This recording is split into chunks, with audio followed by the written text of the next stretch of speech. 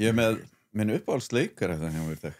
Ég bara upp með mér, sko. Já, en sko, fyrir einhverjum árum hefur verið enn meira upp með þér en þú ert svona fann að vita og þú ert alveg góð. Nei, þetta venst aldrei, sko. Kostandi mínir, þú ert byrjaðar að njóta eins þeirra, það kaldi, 0% að því út á bíl, en geggjaði bjór. Finnst þér ekki vera eins og bara alvöru bjór? Þetta bara nákvæmlega eins, sko. Já, þetta hafa hefnast vel hér. Svo ætlum ég að sýna ykkur hérna Storytel og ég með 3 bækur síðan að nefna. Það annars vegar sönn íslensk sakamál, eða þetta ekki bók, þetta lesturinn hans Sigursteins. Hann bara svo frásögnas gerir allt. Það verður allt dramatískt. Já, hann getur lesið ostaauglýsingu og það væri bara hálfdramatískt. Bara kreditlistin bara geggjaður. Svo Ragnar Jónasson, hérna gamla góða bókinas, Fölsk nóta og Marrið í stiganum. Já. Og það ástæða fyrir ég nefni þetta vegna þess að þetta enn ein stjarnan og hana Akranesi. Já.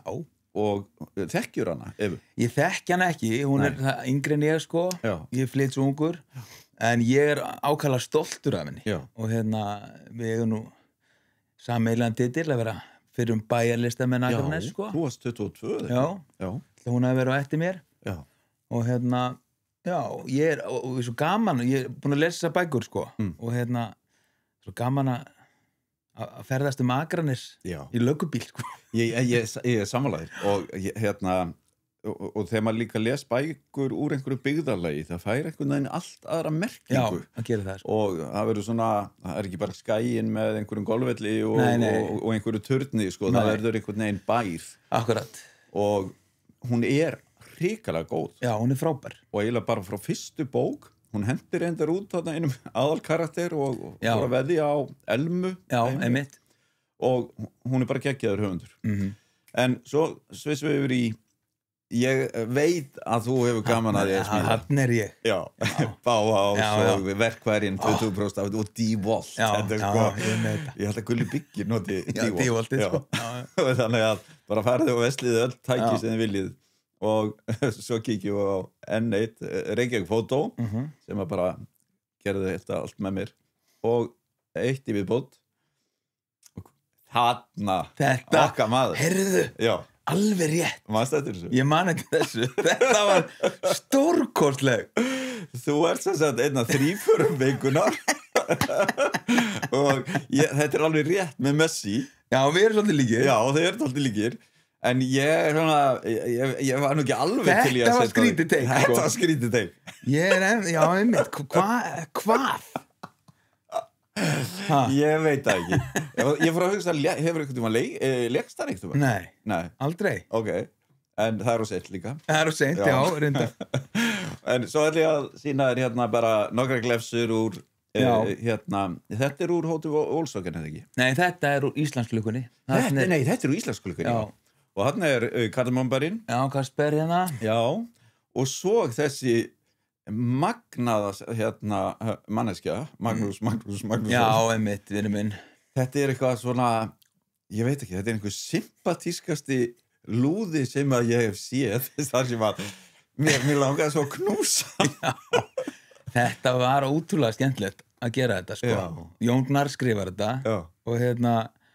Og það var einhvern veginn svo fyndið í kjölfarið á þessu, þetta verður svona mega hit í skaupinu og eitthvað og svo var ég farin að skemmta sem hann og bara keiftur hún á risa ásatíðir í Hörpu og eitthvað og fyrir mann eina sem hann gat, hann kunni ekki að klappa þú veist, og þetta var svo fárlega, þetta búið til einhvern skemmtilegan gaur úr algjörum auðla sko. og hann eiginlega bara pantaður, nei, ekki þú Hallgrímur, nei, Magnús þetta var alveg ótrúlegt, ég vildi að við skemmt sem hann í 2-3 ár. Já, var það. Já. Sko, við líka tengdu það vegna þess að fyrst fannst mér þetta víkingaklapp mjög óþægilegt. Já. Og það var eitthvað svona maður er að reyna að finna tempóið. Já, það kemur búm í takt, en svo veist aldrei hvernig hitt kemur. Nei. Og það var meira og meira. Ég held að þegar ég var á Austurvelli að horfa á Ísland, Frakkland, þá labbaði ég heim og ég ætla að horfa á seinni hálfleikinn heim og ég get ekki þetta Nei.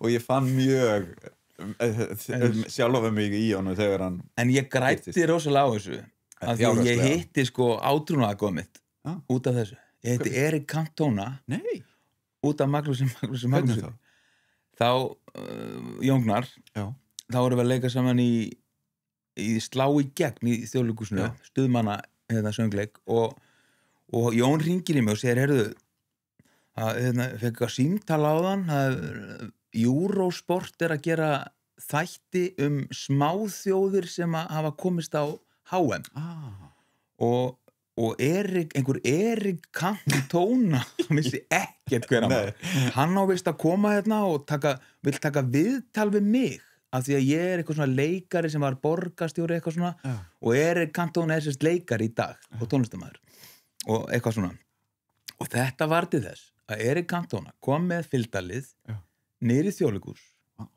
hitti mig og Jón og ég gaf hann með einhverja landslýstreyju og eitthvað og hann tekur viðtalið við Jón og endar svo að sjá sýninguna satt bara á 4. bekk í Þjóðleikhúsinu og fór svo í partí með okkur á eftir sko. Það var geggja kvöld sko. Þannig að sko í viltustu draumuðinum hefur einhvern veginn náð honum eftir leik og hann hefði skrifað á eitthvað svoleiðis sko. En þarna ertu bara farið að vera með honum og bara faðmaðan hann ekki fáránlega skemmtilegur hann er geggjaður og hann er alveg jafn töff í alvörunni sko. Og allt einhvern veginn, það er allt cool það er einhvern veginn og maður man alltaf þessu atviki þegar hann sko hljóp út fyrir völlin og sparkaði hérna í áhorfanda og það er svona gaur að það fullir af passion en það er einhvern veginn ekki maður fyrirgefur alltaf eitthvað svona finnur einhverja ástæðu að því hann er eitthvað svo hann er svo mikil pakki af öllu og ræðu við að vera tónlistarmaður, leikari og besti fótboltamaður sem United hefur átt ég veit það, alveg geggjaður Heyrðu, svissum aðeins skiptum að gýr og við sjáum þá myndaði þegar út sko bæjarlistamaður þessi fallega mynd hérna, ég er svona astnalegur hérna Varstu þunnur? Nei, þetta var 7. júní og ég var með held ég 4 skemmtanir sem Kasper og ég brunaði upp á Skaga til þess að taka mótis og áttu eftir að fara í Hveragerði og var búin að vera einhver staðar og þetta var svona pínu ég aldrei meika þessa mynd Nei, ok en titilinn, þú meikar hann Já, ég var ákala stoltur af því Sko ég segi bara fullum fötum að ég eigi það sé allt mér að þakka að þú átt þess að dásamlegu konu í dag hann Matildi og sko ætlar eitthvað að efast það? Nei, þú náttúrulega hérna, átt aðeins hluti í því sko ég var dagskrárstjóri á RÚV ræð hana sem þullu og hún var frábært þulla og allt í einu kemur svona einhver lúði ofan af Akranes og fer að reyna við hana það ekki þannig? Nei, sko, hún fór nefnilega að reyna við mig þessi elska sko Nei, þetta var þannig að hún kemur á einhverja sýningu minni með fólki í blokkinni þar sem ég lék svona ungan dreng sem átti bát og í kjölfarið hann eitthvað forvitin sér hennan fallega mann á bakvið hennan lúða sem hann var að leika og adda mér á Facebook sko og ég samþykja hann og svo pæli ekkert meir í því sko, sá bara eitthvað svona sæta konu eitthvað og var ekkert að pæli í þessu og svo einhverju 2-3 dögum setna eitthvað svona árið á sjónvarpið þá sé ég þuluna sko og ég bara, ég kannast eitthvað við hann og þá var ég búin að vera ég var ákveða hvort ég ætti að vera vinur en ekki bara, ég á að þekkja hana ég veit ekki hvaðan, ég á að þekkja hana og þá allt innu fattaði það og hún þulaði sig elska og þá hún sendi mér svona smá skilabóð þannig að hún byrjaði sko en ég kannski og byrjaði að deyta bara í framhaldi af því þið eigi hvað mikið af börnum? Við eigum 2 stráka og svo á ég fyrir eina hún er nú ekki ballingu, hún er kona bara hérna, að því vorum að tala um Akranes og ég hugsa með mér sko þú veist, að því að við erum ekki mynd af Akranes þetta sé einhver svona listamannabær eða kannski bara eftir svona verður þau bæra einhver leiti hann er ekkert að selja sig sem slíkan en svo á hann alveg ofbáslega flotta fulltrúa á öllum vígstöðum ekki bara og það kannski mest í kernum Skaga liðið og sportið en svo ertu með bestu sjónvarpskonu landsins Sigrúnu Ósk, þú ert með Óla Palla sem náttúrulega óþreytandi í að tala Akranes og halda hátíðir og annað.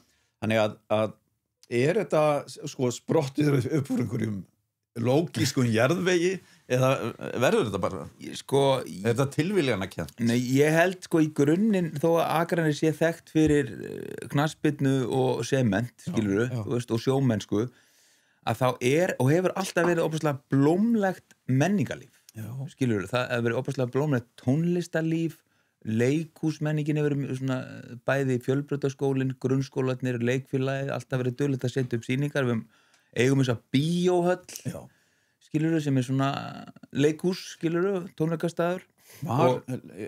Er virt sem sagt leikfélag Akranes? Það er ekki mjög virt í dag, en það er mjög virt í fjölbrautaskólanum. Leiklistaklúbburinn Melló. Já, er það? Ég höfuð á þér. Já. Mér ekki væntu það. Og þannig að ég elst alveg upp við það strax að þú veist, koma fram og þú veist, það er alltaf nóg að vera, sko. Þú veist. Þannig að í rauninni snýst þetta ekki endilega að þú bara farið sjálfkrafa í fótbolta. Þú hefur aðgang að mörgu í bænum þegar þú ert að alast upp. Já. Þannig að þetta gefur svona svigrúm til að verða í rauninni bara eða láta svona rækta hvaða hæfileika sem það langar. Já, ég vil meina það, sko. En auðvitað var maður í fótbolta, bara því allir voru í fótbolta, skilurðu, og en á móti kemur, ég hætti í fótbolta af því að það var bara svo gaman í hinnu, skilurðu, þú veist. En svo þessi fjölhæfnið þín, af því að þú ert mjög fjölhæfur, þú hefur og svolítið svona breytt í áhugasviðum. Þú ert náttúrulega heldtekinn af golfi. Já. Og veiði og svo þetta þú veist, þú ert andvaka þegar að Skagaliðið tapar leikjum og þannig að og svo þetta frábær söngvari ég horfði á jólalag sem þú söngst og er á YouTube sem er vindur vaknaði. Já. Rosalega fallega sungið þau. Það er svo ekki í kirkjun heima, það hefur verið með svona skæin syngur inn í jólin. Já. Þetta er svona dagatal sem Og þarna ertu bara, sko, einhvern veginn alveg hrikalega slakur, að þetta er ekkit auðvelt lag. Nei, mér langaði að gera, þetta var svona eiginlega meira húmor Í alvöru? Eða þú veist að taka eitthvað svona dífulag og sitja bara einn og svona meðaldra kall Eivör söng þetta, það var svona frostrósalag, sko. Og Ok, ég sá ekki húmorinn í þessu. Nei, þú veist, mér varst eitthvað svo fyndið að bara kemur bara meðaldra kall og myndi syngja þetta bara með sínu nefi, sko. Að þetta er svona stórt lag, sko. Já. En þessi sko, að því að þú talaði að, og við erum, sko, þú droppar út skóla fyrir eitthvað snemma, þú ferð á sjóinn og ferð síðan í leiklist og átt umurlegan tími í leiklistskólanum. Já. Sko, allt þetta með tengt svona kenningum og svona þetta, þú veist alveg hvernig, sko, listafólk og menningavitar tala. Þeir einhvern veginn tala fyrir ofamann og það einhvern veginn, maður á ekki erindin í umræðina, upplifur því svona utangátt. Já, rosalega, sko. Bara strax, að því ég kem inn í leiklisskólan, 26 ára, var alltaf með hennan draum einhvern veginn, sko, undir niðri, en var alveg viss að ég hefði ekkert í þetta, skilurðu. En sá það fyrir mér að þetta er eitthvað sem ég langar að gera. Og en svo ég kem að inn, þetta var svo skrítið að koma þenn á Sölvhólsgötu og sem ég hef bara aldrei komið á nokkur tímann, vissi ekki hún væri til í þessi gatinsni og fyrir þessi inntökupróf og átt að vera á tánum berfættur og þú veist, ég skildi þetta ekki, sko, og anda eitthvað inn í flæði og mýkt og þetta var svo flókið, maður. Finna pendúlin, hvað þessi frasar heita allir, sko. Ég var alltaf eins og kjánið annað, sko. Ég skildi þetta ekki, sko. Nei. Ég er eiginlega eini maðurinn í heiminu sem hefur verið rekinn úr jógatíma. Að því ég var bara svo leiður. Ég veit að pirraði mig svo. Já. Ég man eftir því þegar ég var í þessu þá, ég var alltaf skammaður fyrir að sofna í einhverju slökun. Já. og hann bara, og ég hættist allur upp, ég gat ekki haldið við vakandi. þetta ekki slökun? Það var ekki svo opna bara, gætli slækir. Nei, þetta var rosalega skrítið, maður. Og einhvern veginn... En þú kemst samt í gegnum þetta, að þetta, þú veist, þetta snundurleðilegt þegar þetta kannski ekki alveg í karakternum hans að föndra við þessa hluti. Maður vill bara leika, maður vill einhvern veginn fá bara einhvern veginn meira út úr og hafa meira gaman að þessu. Já, og kannski var það líka bara því að ég var, þú veist, orðin þetta gamall, þú veist, það munar alveg frá því maður 20 og 26 og sérstaklega ég var búin að eignast barn og var búin að bara sjá fyrir mig frá því ég var bara 17 ára skilur og eitthvað. Þannig að mér fannst ég alltaf einhvern veginn ég vildi bara læra þetta, skilur, syngdu mig bara hvernig mér langar bara að læra að leika mann í leikriti. Nefnum ekki bara að kenna mér það. Ekki fara þessar löngu leiðir að þessu. Bara ég græði ekkert af því, sko. En svo, eins og persónan í Gullregni. Já. Þessi svona ungi meðvirki drengur með móður sinni, sem að, ég heldur ekki að við all tengt að einhverju leiti við þessa persónu og við þessar aðstæður, að þó við þykist að vera mjög cool í svona, reynum að þykjast það. Já. Þá einhvern veginn erum við alltaf meðvirk með einhverju. Já. Fannst þér auðvelt að finna svona mannesku sem að mann þykir brjálaðislega væntum? Þú veist, þetta einhver löng leið eða þetta bara, ég ætla bara að leika meðvirkan dreng? Nei, sko, það hefur reyndar verið svona minn ferill hefur svolítið litast af því að ég eiginlega alltaf kastaður í þá sem eiga bátt, einhvern veginn. Og ég veit ekki af hverju það er. Það eitthvað sympatíst. Einhver sympatía sem að ég á kannski auðvelt með sækja og ég sjálfur alveg meðvirkur, skilurðu, og en ég hef samt alltaf, sko, mér finnst bara eitthvað fallegt við þetta að vera svona tilbaka, þú veist, eitthvað humble, þú veist, og bara segja já, amen, þetta eitthvað svona tengi eitthvað. Fólk sem fær ekki pláss. Einhvern veginn, sko.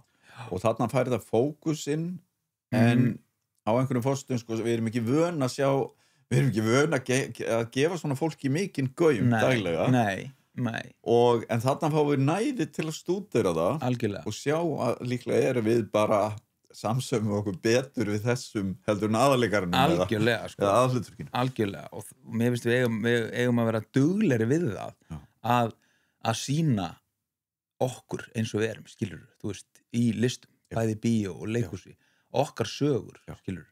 Það eru í gegnum allan frá ég byrjaði þessu, eru það alltaf þau verk sem standa upp úr, eru þau verk sem standa okkur næst. Djöflaeyjan, Englar alheimsins, þú veist, lengra bara Íslandsklukkan. Þegar þú las Djöflaeyjan á sín tíma, sko, þegar ég las hana, ég bara hló, og sérstaklega við lýsingarnar að þegar að Batt að koma heim og hvernig hún leiði mig síðan út í drama og sorg, þannig að hann eiginlega búin að plata mig gennum gleðina og yfir í síðan að bróðurinn deyr og þessi hrikalega sorg. Öll þessi útfærsla fannst mér einhvern veginn svona pakki, svona verk langar mig að lesa eða sjá. En þorum við að fara svona, erum við ekki nógu kjörguð bara annarkvæmt í skrifum eða sem leikarar? Það getur vel verið, en þú veist, þetta eru samt þær sögur sem hafa snert okkur hvað mest og gengið hvað best, þú veist, og og ég sé, fyrir að lasa þess að Djöflaeyjuna, þú veist, að hún alveg, þetta snertir okkur á svo ótrúlega sorglegan hátt, sko, líka bara að þetta svo mikið stór hlut af sög okkar, bara þetta fólk á þessu tíma og þetta hverfi allt þetta, hvernig var að tala um það, hvernig var komið fram við það, þetta er hræðilegt, sko. Og og getur vel verið að við um einhvern eftir að fara í gegnum aðra svona, eða erum bara akkurat núna að fara í gegnum aðra svona sögu, hvort sem það er Ásbrú eða einhvern hverfi á höfuðborgarsvæðinu. Algjörlega, sko, algjörlega. Þetta er alltaf til, sko. En hefur þið skrifað einhvern mann? Nei, ekki nema bara eitthvað grín, sko. Við gerum náttúrulega Eldum veðrið, við skrifum það alls saman, svona gamanleik, sem einmitt sko sameiginlegt áhugamál Íslendinga að elta veðrið útilegu menningin á Íslandi. Varst þú partur til dæmis með Sváfni að búa til tónlist eða? Já, sko, við fengum Sváfni með okkur í þetta. Hann vinnur nú bara á markaðsdeildinni en er músikant frábær. Já. Og ég var svona kannski, við vorum öll með svona sérverkefni, þessi hélt utan á þetta og eitthvað svona og ég fekk það verkefni að halda utan tón, vera með Sváfni svolítið. Já. En Sváfni semur þetta 99% sjálfur, sko. Ég skrifaði svolítið að textunum. Já, söngtextunum. Já. En að því vorum að tala hérna litla meðvirka drengin hérna í Gullregni. Já. Sko, og það er alveg klárt að sko, það verk verður ekki til í höfundarherbyggi eins manns. Þetta er spunni. Þið búið til saman. Já.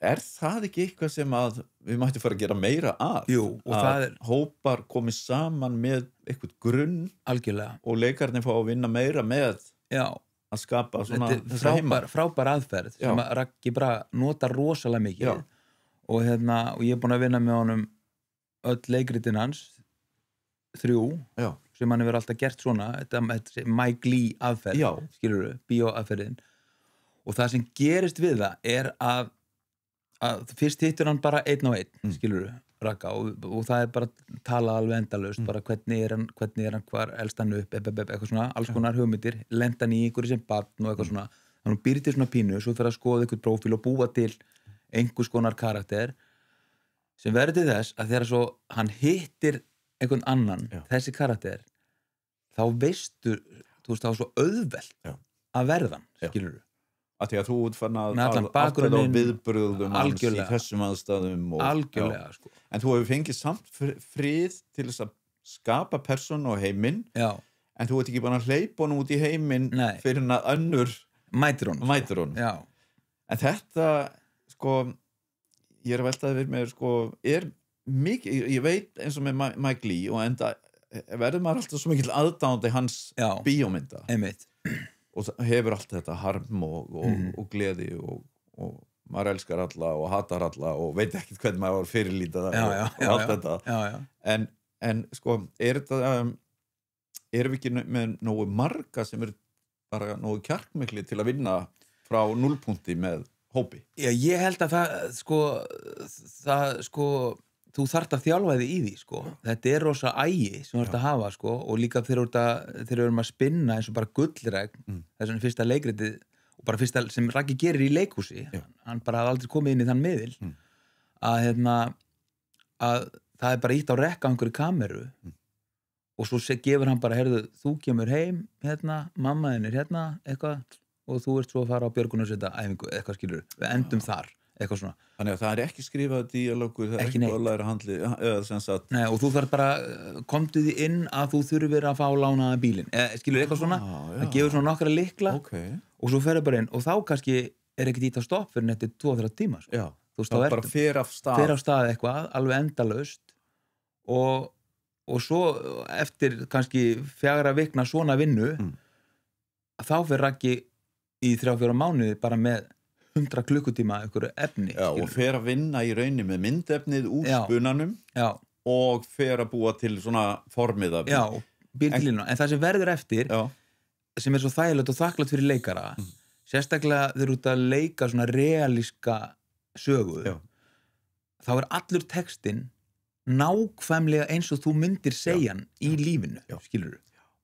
Það er ekki neitt háfleikt eða, skilurðu, þetta verður alltaf bara svona realískur díalógur. Personan á þessar setningar en ekki einhverju höfundur sem að tróð þeim á þig. Þess vegna það er aldrei læra texta. Já, nákvæmlega. En sko, þá myndi maður halda að þetta væri mjög eftirsóknarvert form fyrir leikara að vinna með. Já. En er svigrúmið innan leikhúsuna minna kannski? Það er minna, þetta er náttúrulega tímafrekt. Já. Þú ert að taka frá leikhóp í alveg ár, skilurðu. En þú ert ekki að taka hann alveg í ár? Ekki alveg frá, nei. Og sérstaklega að þú hefur þetta svigrúm að vera með hann í 4 vikur, þú veist, að hausti og svo aftur að vori og frumsýna svo að hausti, þú veist. Þannig að með góðu skipulagi þá getur viðkomandi verið samt í einhverju jólasýningum og öðrum kikum. Og það hefur alveg gengið þannig, fullkomlega, sko. En þetta náttúrulega líka áhætta. Já. Þú ert að fara í eitthvað sem að þú veist ekkert hvað sko. En það alltaf. Það alltaf þannig, sko. Já. Og auðvitað veitum við líka að það þarf að setja upp ákveðna svona stóra sýningar bara til að fá fólk í húsið og eitthvað slíkt. Algjörlega. En þetta eitthvað sem að ég myndi trúa að geti gefið lífinu gildi í þessu formi. Algjörlega. Hvað væri svona draumaverkefnið þitt?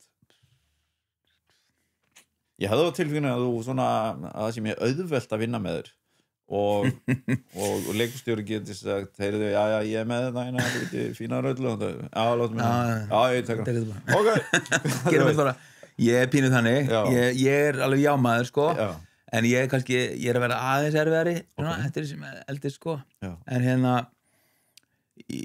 það í raun og veru ég hef aldrei hugsað eitthvað svona drauma eins og til dæmis mér hef aldrei langað að leika Hamlet. Nei.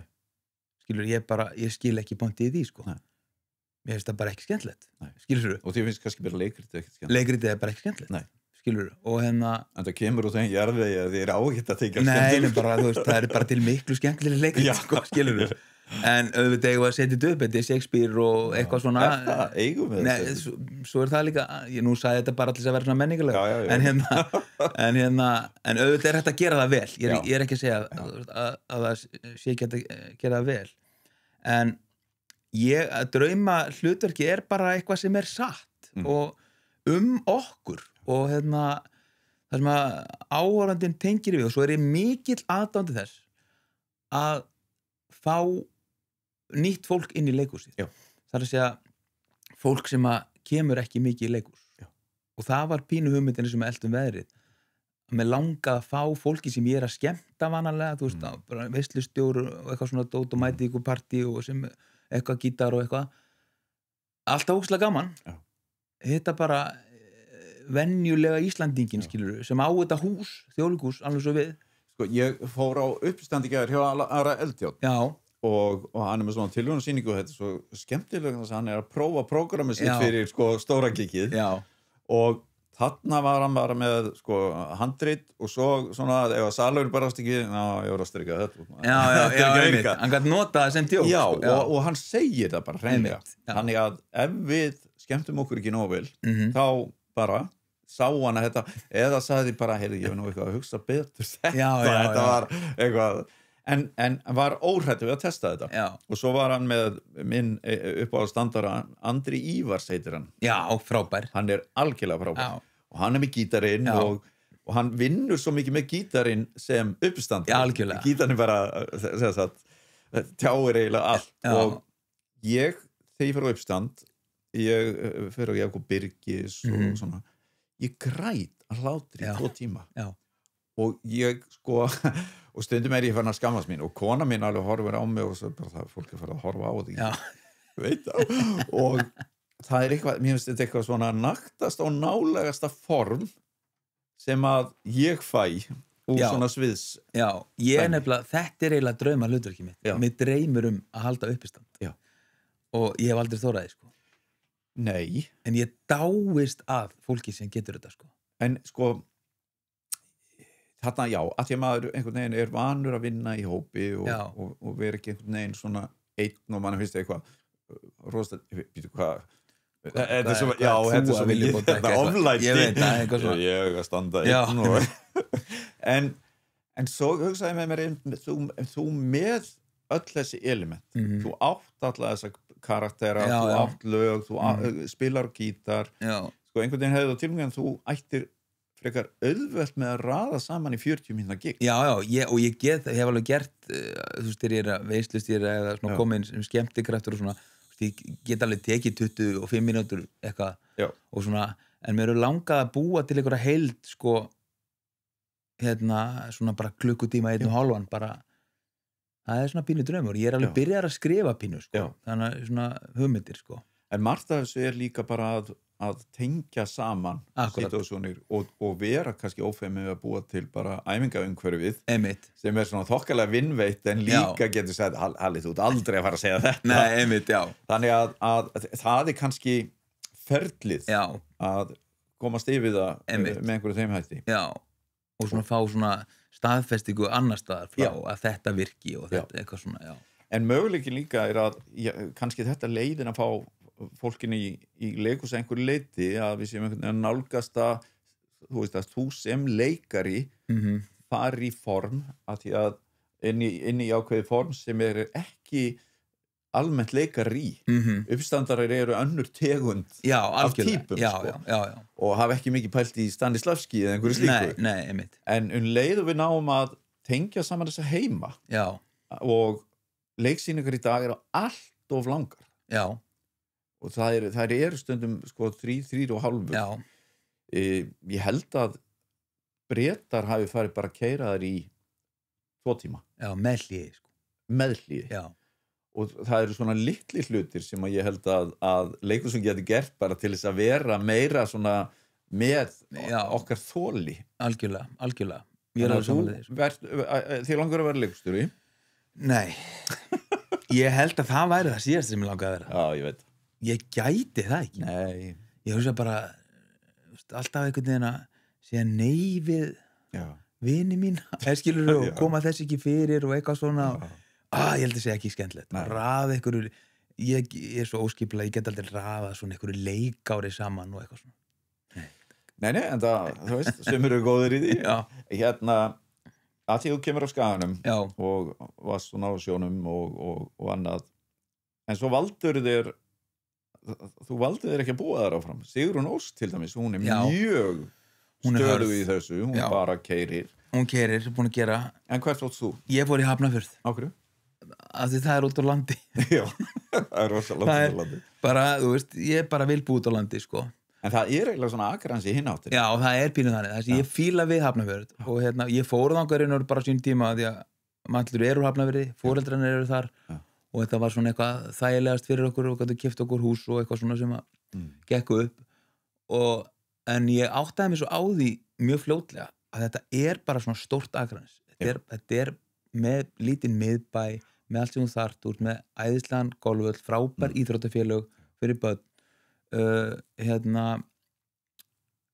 og bara svona ótrúlega gott og fallegt samfélag sko. ég fíla það sko ég bauð átni 1 ár við Brynja fluttstangað og þegar ég var að stofna hérna með öðrum hópi hérna Hafnarfjarðarleikhúsið já og okkur leið brjálæðislega vel og ég hérna leigði efri hæð í timburhúsi þar sem að Hilma Jóns og Sóley byggu en bankin átti þetta og ég var búin að segja við það heyrum, við ekki bara leigja hérna og ég skal bara svona bjóða þeim sem eru að fara að skoða þetta svona kaupa húsnæðið og ég skal sýna þeim og ég skal mála og svona upp í leiguna og ég geta fyrir eitthvað rótið nema það svo fekk ég ekkert meðan við þetta símtölu á bankanum okkur skilst að þú sést nú alltaf að tala eitthvað og að neikvætt það sé svo hljóðbært og ert ekkert að reyna að selja það ég náða og við náðum að hangi inn í 1 ár og þá loksins sagði bankin nei, við seljum hann ekki með ykkur í íbúðinni þannig að hérna en okkur leiður rosalega vel ég kann rosalega vel við með hann og ég er í golfklúbnum Keili það sem er svona pínu út á landi stemming sko. Það er svona homey fílingur í skálanum sko. Og þú kemur náttúrulega af líklega einu besta golfvölli landsins upp á Skaga. Já, ég var ekkert í golfi samt sem krakki og úlingur og svoleið sko. Byrjaður bara í Hafnarfirði sko. Já, ok. Já. En þú ert svona ástríðu típa. Já.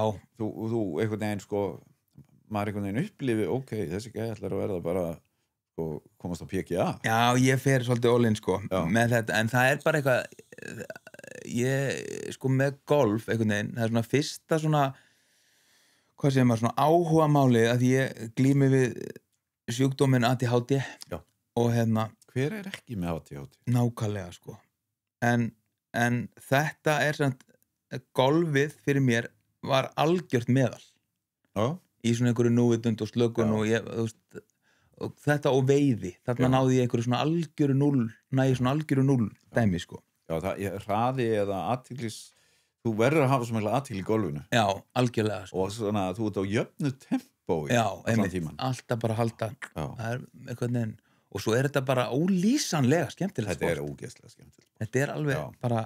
Já, ég elska þetta eins og þú. Ég hef aldrei dottið í veiðin en golfið, ég bara, hérna, svona, þetta er bara, skemmtilega sýningir. Já. Sko, þú veist ég þættina Succession. Já. Sko, fyrir mér er þetta eitthvað besta sjónvarpsefni út frá handritum og leik. Og mér finnst þetta svona sama aðferðafræði og þú hrífst að. Já. Það er svona, einhvern veginn, þetta er manneskjur af öllum toga og þú ert alltaf að leita einhverju til að halda með. Einmitt. Og svo ertu búin að finna hann að þá einhvern veginn svíkur þig. Já. Er þetta svona drauma scenario í leiksýningu hjá þér? Já, það er alveg sko, það er svo sturlað einhvern veginn, eins og maður upplifir líka í Breaking Bad, þegar þú heldur með vondu fólki og finnur til með það er eitthvað magnað, sko. Ef þú nærð því sem leikstjóri eða leikari eða eitthvað, þá hlýtur að vera með 10 einhvern, sko, eða skilurðu. Það er einhvern veginn, þú kemst ekkert lengra, sko. Nei, og ég finn að alltaf mikið af bókum sem ég er að lesa, sérstaklega nýlegum bókum og síðan kannski leiksýningum eða sjónvarpsþáttum sem maður sér, það er þessi meðvirkni með persónni að hún með ekki vera ofvond og ef hún er eitthvað vond þá er svona fundin einhver svona ástæða sem að er verið að reyna að sætta okkur við algjörlega. Í staðinn fyrir bara leifin að vera svona Akkurat. Og leifa okkur að fyrirgefinni eða sleppa því. Já, en bara eins og Máni gerir með Hörð Grímsson í lögreglumann. Mjög ósympatískur lögreglumaður. Algjör fáiði, skilurðu. Já. En manni þykir svo væntum hann á svo bátt og og hann er svo krumpaður. Það er líka gaman að sko, Stefán Máni skrifar hann einhvern veginn sko, að þessi maður er með bara heilu áfallasögun af bakinu og ætti í rauninni ekki að fungera. Nei. En nær einhvern veginn að búa til svona fjall af óhamingju og fáiðaskap. Algjörlega. En gerir það listilega vel. Ótrúlega, sko. Ég man bara, ég les hann alltaf bara þegar hann kemur með nýja bók. Og ég man bara þegar ég las fyrstu bókina, bara, ég held ég hef aldrei tengt svona við karakter, eða bara svona, ég fór alveg inn í hann leið, sko. Ég er nefnilega samanlega. Ótrúlega vel gert, sko. Svo er líka, sko, maður finnur þessa fáránlegu þessa ofboðslegu passion þessa manns að hann verður svo, sko, anal í sínum rannsóknum að það verður ekki til í heiminum annað en hann og hans. Sjálfselska algjör, sko. Algjörlega. Og en ótrúlega vel gert. Ég hef stundu velta fyrir mér stundu langa að láta mætast ólíkar manneskjur og söguhetjur og ólíkar bókum. Segjum bara til dæmis að Erlendur Arnaldar myndi hitta Hörð Grímsson. Sko, ég held að þeir gæti ekki unni saman. Nei, en þeir gætu deilt saman svona, kannski svona þessu gamla tímanum, skilur, þeir myndu tengja þar, sko. Já, þeir myndu líklega ekki vinnu en í einhverju svona sitja að drykju og rifju upp eitthvað gammal. Sko, að við töluðum að Hamlet er ekki eitthvað skemmtilegasta verk í heimi og ég man reyndar, ég held ég hafi séð alla Hamletan nema nýjasta en mér varst þröstulega og reyndar aðeinslugur. Og ég man líka eftir Ljósi heimsins, Ólafur Kárason þegar Helgi Björnsleikjan á Litlasviði Borgarleikhúsinu. Og það fannst mér svo mikið alvöru hvernig Helgi lékan. Helgi var líklega bara 20 og eitthvað ára gamall. Og svona tiltölulega nýútskrifaður og ég held að Kjartan Ragnars hafi sett upp sýninguna. Hún var svona leiksýning það sem maður hefur lesið eitthvað bókmenntaverk og það er eitthvað svo típist að það er farið einhvern veginn og hafið upp til skýjana en þetta fóruð þeir alveg niður í bara manneskjuna Óla Kárason og samt fekk ljóðrænan og allt að vera en það fór bara ekki að þvælast fyrir. Það tók ekki fram hann í tilfinningunum. Er eitthvað svona verk eða persóna sem að þú myndi svona geta sagt þetta er persóna sem ég myndi vilja annarkvort koma á svið ég er náttúrulega búinn að leika hana Jón Hreggviðs. Það er held ég svo persóna sem að mér fannst auðveldast að leika einhvern veginn, sko. En þú nærði alveg sympatíunni en hann er bara skít algjör, sko, en á móti kemur að það sem að mér fannst svo gaman og gaman, bara erfitt líka að hérna, maður náttúrulega, ég las þessa bók náttúrulega bara, maður átti að lesa hana í eitthvað grunnskóla, ég man ekki, sko og ég var ekkert mjög duglegur að lesa sem ungu maður en hérna en svo þegar við fórum að vinna þetta aftur, ég fór að lesa þetta og skoða þetta og fór upp á Skaga, fór upp á byggðasafnið upp á Skaga og það til svo mikið að því hann alvöru, sko, hann var til kall, þó svo Laxness hafi gert eitthvað fléttur með það, sko en þá svo mikið af sannleikarna, sko og það bara til gömul bref, gömlu dómarnir yfirreynslur yfir honum, það sem hann segir í alvörun, bara handskrifað, skilurðu og mér fannst það svo áhugavert, sko Fórst alveg inn í þetta? Ég fór alveg þangað, sko. Mér langaði bara, líka bara þetta sveitungi minn og hann að Skaga, skilur og mér langaði bara einhvern veginn allt í einum, ég veit ekkert þetta, skilur mér langar að vita meira. Og þú hefðir alveg getað farið bara og leikið hann flattan. Já.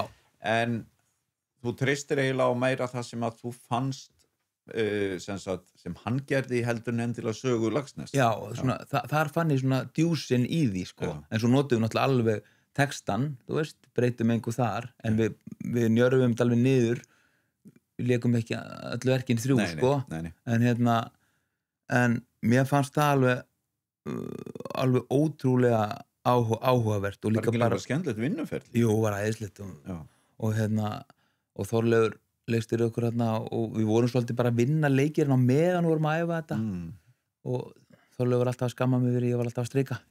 Já, það? Já. Bara, þetta skiptir ekki máli. Já, ég svo samanlega þessu líka. Það bara, stundu vill maður bara að það sé. Hugsaði líka, sko, að því við erum að halda inn í mónológum, í löngum mónológum. Þegar það í dag gæti við hugsað svona mónológ en í rauninni það bara einhver eitt orð sem við erum að segja. Já. Og það getur verið satt rosalega merkingaþrungið. Þetta eina orð sem kannski lykilorðið í heilu mónológ. En við einhvern veginn við förum að leika okkur mikið með orðin og að þau séu meira konfekt heldur en tilfinningarnar og svona hvað drífur okkur áfram. Einmitt. Þetta svo furðulegt, maður. En sjónvarp? Já. Þú, þér finnst gaman að þeim miðli líka? Já, mjög. Og svona leikiseríum og þáttum og annað. Já. En nærðu að balansa þetta? Nei, því miður. Þetta leikhús og sjónvarsleikur fer óalega illa saman. Sérstaklega maður eins og ég búin að vera á föstu samningi í 20 ár og búin að þurfa að ganga út úr ansi mörgum hlutverkum í sjónvarpi, út af leikhúsinu bara og en ég ætla mér að fara að vera heiðarlegri með það. Mér langar að leika meira í sjónvarp og bíó, sko. Myndirðu halda að þú ættir eitthvað sögurúm eða myndirðu þora því að taka eitthvað smá sjens og segja upp samningi og fara að vinna meira bara í því sem kemur til þín? Já, sko ég hef oft hugsað þetta, sko og sérstaklega maður þarf að segja nei við ykkur sem mann langar útilega mikið að gera og það ekki pláss og eitthvað svona en þá kemur alltaf þetta á móti að þegar það gaman í leikhúsinu þá vil ég hvergi annars að vera. Það eitthvað magist sem að gerist þarna og það alveg stundum hundleilt að leika í leikur, skilur, alveg fullt að leikur sem ekkert gaman og sérstaklega maður á þessum föstu samlíkum þá þarf maður að gera fullt sem að maður nennir ekkert endilega að gera og svona. En þegar maður gerir eitthvað sem að maður, þú veist, maður finnur þetta, þá bara einhvern veginn, ég vil ekki missa þetta, sko. Einhvern veginn, þetta svo erfitt, sko. Það svo gaman að vera með þig. Ég ánægður með þig. Hvað næsta verk? Næsta verk Ormstunga. Já. Þjóðleikhúsinu. Hvað leikstýri? Gísli Örn. Hvenær þið byrjuð að æfa? Já, við byrjuðum í þessari viku og frumsýnum mánaðamótin janúar, febrúar. Hvað til? Rapp söngleikur. Já, það? Já. Og þetta heldur þetta sé að fara í einhverja átt sem að þið langar svona Þarna kom eitthvað nýtt, sko, hjá mér, sko. Mér fannst þetta eitthvað að þið fyrstir hér þetta svona eitthvað bara ungi krakkar, búin að skrifa Gunnlaugs og Ormstungu, eitthvað en svo þegar ég heyrði þetta og las þetta og heyrði svona pælinguna þá bara svona, þetta getur orðið gaman, sko. Mjög. Gott að vera með þér. Takk.